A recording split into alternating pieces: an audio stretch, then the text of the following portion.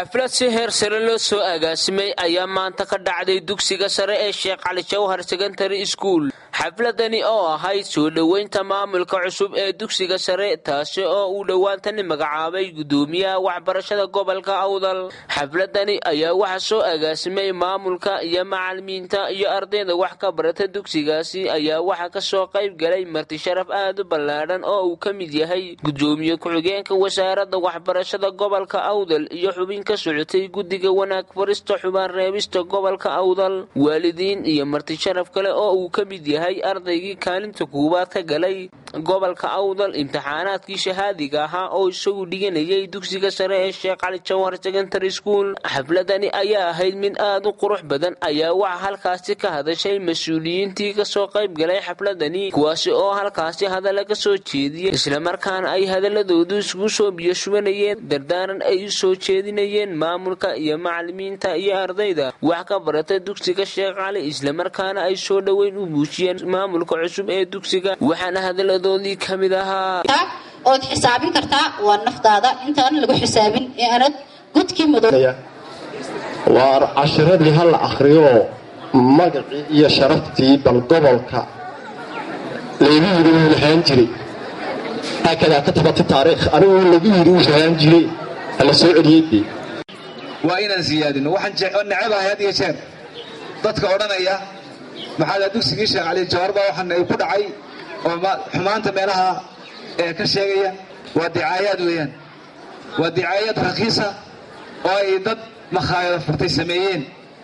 waxa weeye waa dugsiga ugu qurux badan dugsiga ugu macallimiin wanaagsan dugsiga ugu maamul wanaagsan soo qaadno waa inaan dadaalo waa inaan markaa saana kor uga soo kacno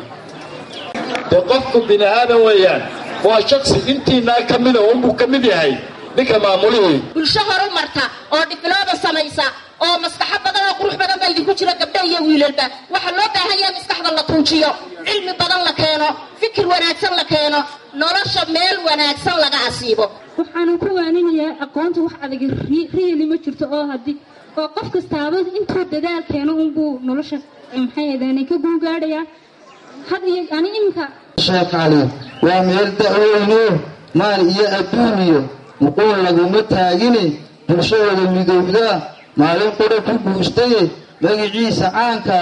waa inaad macnaysaan wadada loo maray waxaan lagu aduu dheerigelinayaa waa dugsiga Sheekh Cali Jawhar dugsiga ugu macallimiin fiican waa dugsiga maaragtay ugu dadaal badan runtii idaguna ardayna dhinaciina la qabataan baan aad u rajaynayaa sumcadda dugsiga inaad kor soo qaadaan ayaan aad ugu boorinayaa imikana haddii aan maartaanay maamulka soo galay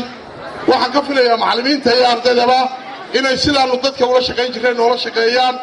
waxaanu isku dayi doonaa inaannu maaragtay isbedelno bal meelihii galgodooladu ka muuqdeen aanu awdno muhiimadda noogu weyni waa intaa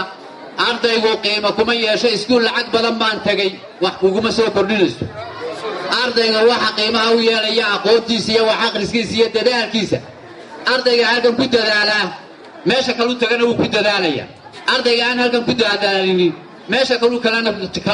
tagana kuma dadaalaya iyo mar saddexaad iyo mar afraad baan u hambaliyayaan jecelahay ardaygii rikoodhka qoray Cabdinaasir aad iyo aad baan ugu hambaliyaynayaa isna waxaan leeyahay ilaahay akaaji saa'id siiyo waxbarashada iyo magaca aad soo hoysay ee dugsiga u soo hoysayna ilaahay ha kugu daba laro oo yani ha ku daba socdo